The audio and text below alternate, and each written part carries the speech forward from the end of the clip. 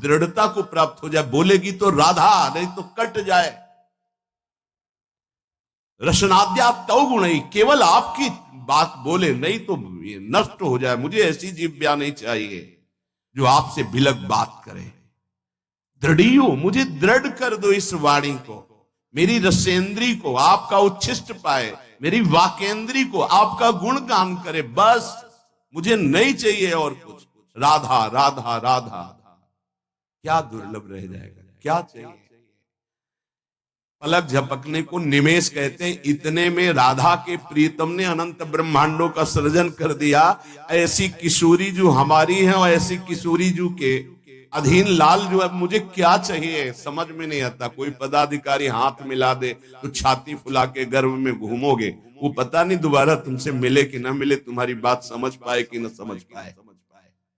अनंत ब्रह्मांडों के स्वामी को अधीन रखने वाली प्रिया जो कह रहे, तू मेरा है, तभी हमारे हृदय में निकलता है हमारे माई श्यामा जी को रात। ध्यान रखना, अगर प्रियाजू ने स्वीकार न किया होता तो वाणी से नहीं तुम बोल सकते कि मेरी प्रियाजू। ये तभी बोल सकते हो जब प्रियाजू ने स्वीकार किया है। तभी यहां बैठे हो वृंदावन में प्रियाजू के घर में, तभी आप प्रियाजू के निज जनों से प्रियाजू की बात सुन रहे हो। स्वीकार करो पहले कि प्रियाजू ने तुम्हें स्वीकार किया है। हे स्वामिनी जू, मुझे ऐसी दृढ़ता दे दो, निर्माणा भवतु रसनाद्या तव गुणई, मेरी जबान अनन्य हो जाए, केवल राधा यश गान करे, राधा बोले। सदा स्थातुम कांखे विपिन वर कुंजे तव नवयो। प्रियाजू, मेरे शरीर को ऐसा कर दो कि वृंदावन छोड़ के न जाए। ऐसा रोग दे दो, ऐसी परिस्थिति दे दो, ऐसी घटना कर दो कि वृंदावन से कभी बाहर जाने लायक ही न रहे। बड़ी कृपा, बड़ी कृपा। घबरा जाएगा हृदय, रोग दे दो। नहीं, हमें कहीं भी रखो, रोग मत देना।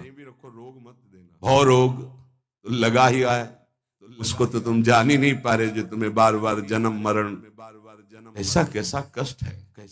जीव मानो योनि में आया, गर्भ में आया, 9 महीना रहा, मर गया, फिर दूसरे गर्भ में गया। क्या दुर्गति है जीव की, क्या समझ पा। मानो योनि में हुआ, ऐसी जगह जन्मा, उठा के फेंक दिया,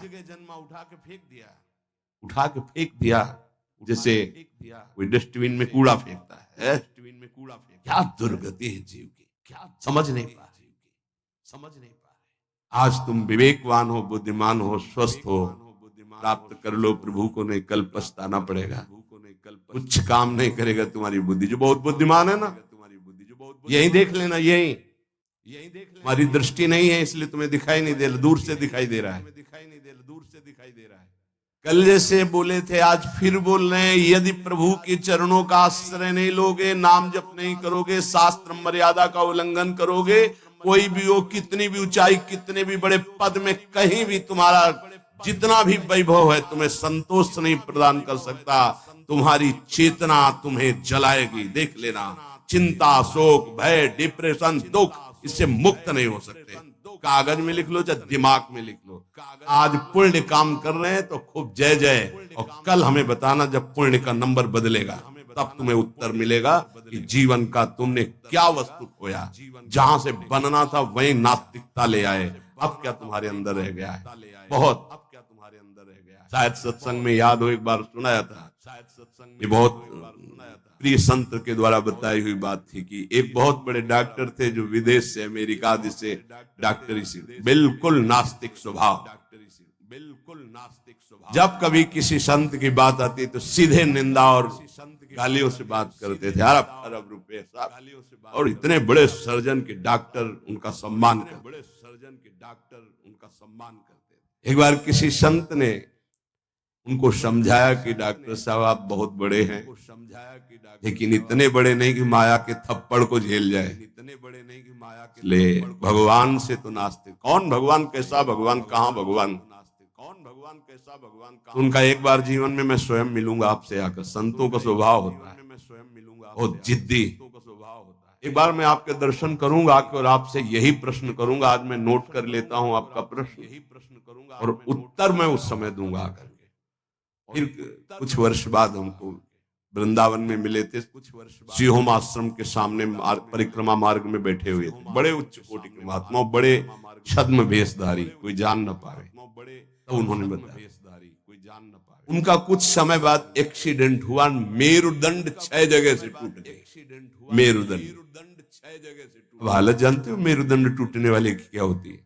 अब हालत जानते, जिंदा मरा हुआ आदमी क्या होती है? मरा हुआ तो ठीक है, लेकिन जिंदा मरा हुआ आदमी, मरा हुआ तो ठीक है, लेकिन जब उनको ये पता चले, वो गए अस्पताल, उनको ये पता चले, डॉक्टर साहब पहचाना, रो पड़े।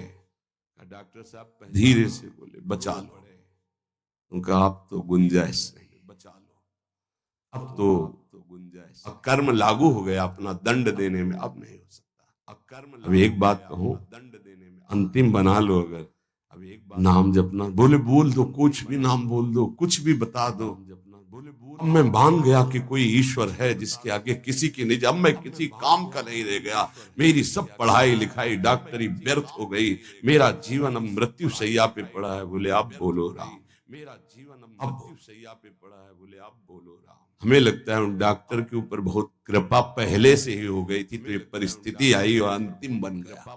संत के द्वारा भगवान नाम उच्चारण करवाना और आर्त भाव से भगवान को पुकारना, कई ऐसे उदाहरण, इसीलिए हम चीख के कहते हैं कि कोई भी हो, कहीं भी हो, कुछ भी कर लो, जब तक भगवद आश्रय नहीं लोगे तब तक शांति तुम्हारे अंदर नहीं, विश्राम नहीं। ये चिंता, शोक, भय, मृत्यु तुम्हें दंड देके रहेगी, तुम्हें त्रास देके रहेगी। हम ये नहीं कहते कि भजन करने वालों को रोग नहीं आता, दुख नहीं आता, विपत्ति नहीं आती, लेकिन 100 ग्राम विपत्ति 1 किलो संपत्ति, लेकिन क्या करेगी? 100 ग्राम विपत्ति का दुख हो, 1 किलो संपत्ति का सुख, क्या करेगा? कौन सी आनंद संपत्ति, संपत्ति का सुख क्या? ये तो दुख गणना में ही नहीं है उस सुख के आगे, लेकिन हम तुम्हें इशारे में बता रहे हैं। 100 ग्राम दुख और 900 ग्राम सुख उसके ऊपर लदा रहता, वो कुछ नहीं कर पाता। और 900 ग्राम सुख उसके ऊपर, भगवद आश्रित के हृदय को तुम नहीं जान पाओगे। तुम भी भगवद आश्रित के हृदय को तुम सदा स्थातुम कांखे विपिन वर कुंजे च नवयो। ऐसी कृपा कर दो श्री जी,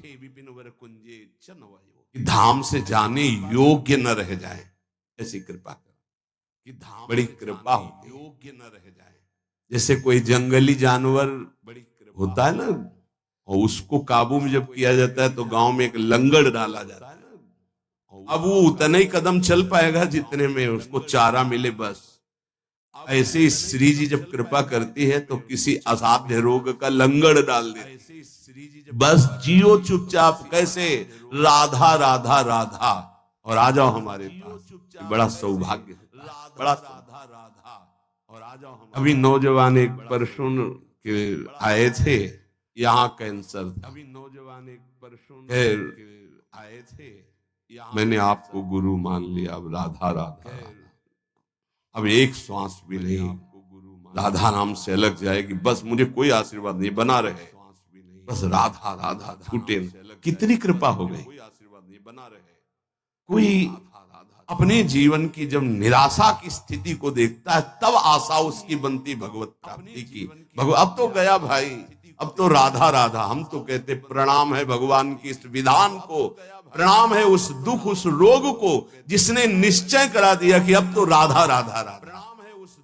बड़े भाग्य की बात है ये, यद्यपि बर्दाश्त नहीं होगा भाग्य सबको,